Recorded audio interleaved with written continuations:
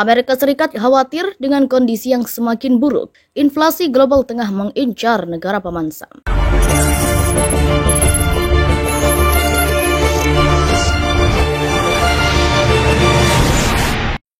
Perang antara Rusia dengan Ukraina banyak membuat kondisi perekonomian Amerika terpengaruh. Sebab Amerika Tengah menggantungkan beberapa kebutuhan dasar pada Rusia. Dan paksa dari hukuman yang diberikan Rusia atas Amerika, kini kondisinya semakin buruk. Menteri Keuangan AS Janet Yellen mengatakan dia sangat prihatin tentang dampak perang Rusia di Ukraina. Sebab pada harga dan pasokan pangan global mencatat bahwa lebih dari 275 juta orang di seluruh dunia menghadapi kerawanan pangan akut. Yellen mengatakan dia akan mengumpulkan para pemimpin lain selama pertemuan musim semi Dana Moneter Internasional dan Bank Dunia minggu depan. Hal ini untuk membahas solusi yang mungkin untuk membantu yang termiskin yang menghabiskan bagian yang lebih besar dari pendapatan mereka untuk makanan. Pembangunan multilateral menyediakan pembiayaan untuk memperkuat produksi pangan dalam negeri, memperkuat jaring pengaman sosial dan membuka pembiayaan perdagangan. Tetapi juga perlu melakukan investasi jangka panjang untuk mengatasi kerentanan mendasar dalam sistem pangan, katanya, tanpa memberikan perincian apapun. Invasi Rusia ke Ukraina yang disebut Moskow sebagai operasi militer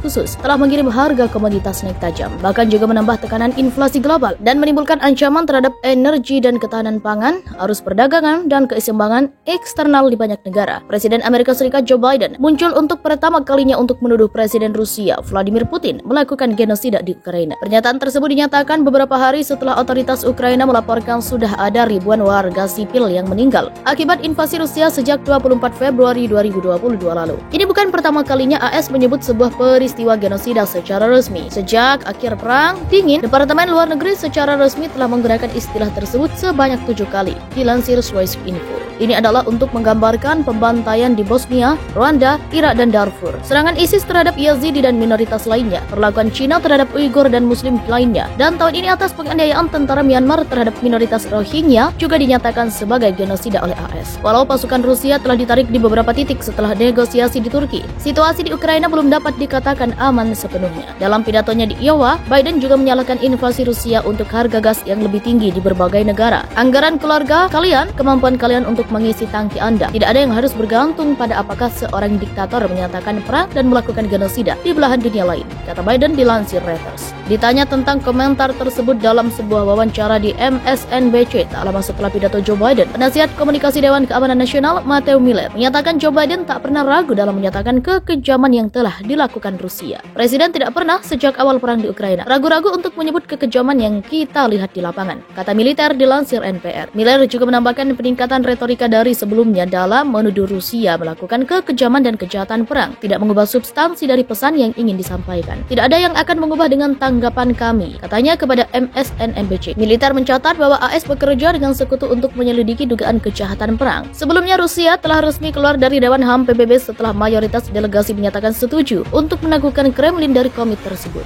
Miller juga mengatakan posisi Joe Biden tidak berubah dalam hal keterlibatan militer AS. Pihak gedung Putin yakin bahwa keterlibatan militer AS secara langsung di Ukraina bukan demi kepentingan keamanan AS, Sekutu Eropa atau Ukraina, karena hal itu dapat memperluas konflik. Amerika Serikat sendiri sejauh ini telah membantu Ukraina dalam hal persenjataan dan bantuan perlengkapan militer. Nilai dari bantuan AS ke Ukraina tersebut diyakini mencapai miliaran dolar AS, dilansir Defense One. Sejauh ini AS telah mengirim Ukraina sekitar 50 juta butir amunisi. AS juga telah menyediakan lebih dari 1.400 drone Stinger, 5.000 Javelin, Puma dan Switchblade, dan banyak lagi. Menurut lembar fakta yang dirilis Gedung Putih terkait tuduhan genosida Joe Biden, pihak Rusia membantahnya. Tuduhan tersebut segera ditanggapi oleh Dmitry Peskov kepada wartawan. Peskov mengatakan tuduhan itu tidak dapat diterima. Kami sangat tidak setuju dan menganggap tidak dapat diterima setiap upaya untuk mendistorsi situasi dengan cara ini, terlebih karena tuduhan itu disampaikan oleh Presiden Amerika Serikat, kata Peskov dilansir The Moscow Times.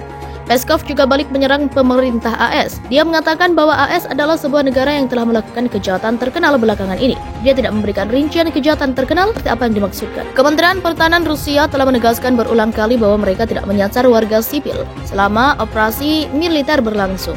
Namun pada faktanya, berbagai serangan pasukan Rusia telah menewaskan banyak korban dari kalangan warga sipil. Walau data yang dinyatakan otoritas Ukraina berpotensi bias, pihak Rusia tak mampu menunjukkan bukti bahwa mereka tak terlibat dalam berbagai pembunuhan yang yang terjadi terhadap warga sipil Ukraina. Dilansir swissinfo.ch, di bawah hukum internasional, genosida adalah niat untuk menghancurkan secara keseluruhan atau sebagian kelompok nasional, etnis, ras, atau agama. Menurut Konvensi PBB, ini termasuk melalui pembunuhan, kerusakan tubuh atau mental yang serius, menimbulkan kondisi dalam tindakan yang mematikan untuk mencegah kelahiran antara lain. Biden telah membuat beberapa pernyataan tentang perang yang kemudian harus dihentikan oleh pejabat AS. Dia memicu kontroversi dalam perjalanannya baru-baru ini ke Polandia ketika dia melontarkan kalimat di akhir pidatonya dan mengatakan bahwa Putin tidak boleh dibiarkan tetap berkuasa. Gedung Putih mengklarifikasi bahwa kebijakan AS bukanlah untuk mencari perubahan rezim. Pembangunan multilateral menyediakan pembiayaan untuk memperkuat produksi pangan dalam negeri, memperkuat jaring pengaman sosial, dan membuka pembiayaan perdagangan. Tetapi juga perlu melakukan investasi jangka panjang untuk mengatasi kerentanan mendasar dalam sistem pangan, katanya, tanpa memberikan perincian apapun. Invasi Rusia ke Ukraina yang disebut Moskow sebagai operasi militer khusus telah mengirim harga komoditas naik tajam, bahkan juga menambah tekanan inflasi global dan menimbulkan ancaman terhadap energi dan ketahanan pangan,